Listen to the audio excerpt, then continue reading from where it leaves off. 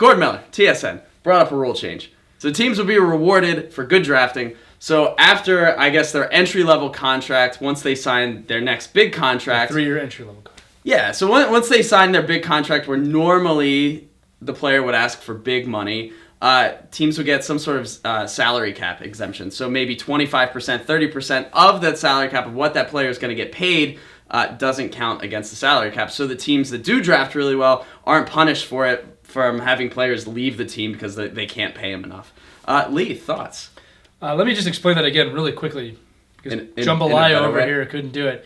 The idea is between if a player gets drafted, he gets a big contract, that a team would be rewarded by not having to pay a certain percentage of that salary cap on that player's extended contract. You speak better than me.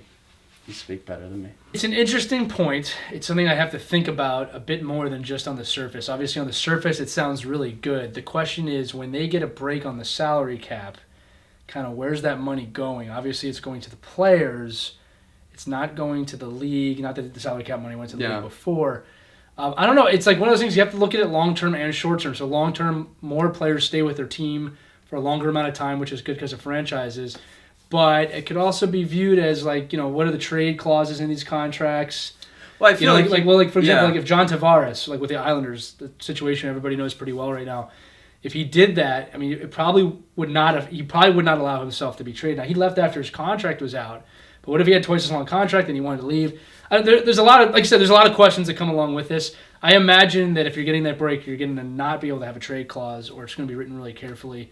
You got to look at how it benefits the team, how it benefits the player, how it benefits the league, and that's what's up for debate. I mean, there's a lot of things that you said. It sounds good. It sounds good on the surface, but you have to think about it.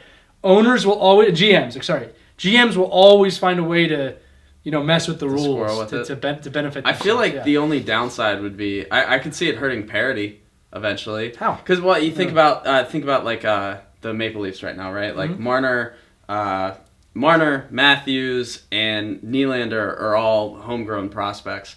So it's like now they get to keep all those guys, which inherently they drafted them. They should be able to keep all that guys. I'm not arguing against that, but what I guess could have happened that won't happen now is now none of those guys, or if they have another prospect that comes up, none of those guys are going to move now because they're able to keep them all under the salary cap, and then maybe another team doesn't get better. That's kind of a devil's advocate scenario. Yeah, I don't really disagree. I think they should be able to do that, but what happens when someone offers a 10-year deal? Again, that could be good. It could be bad. 8-year deal. Obviously, we want to know what you think. So comment below and let us know. Think about that. What should teams benefit from drafting well? Should they get a percentage off their salary cap if they draft well? I mean, it's a really interesting question. I'm gonna say yes though.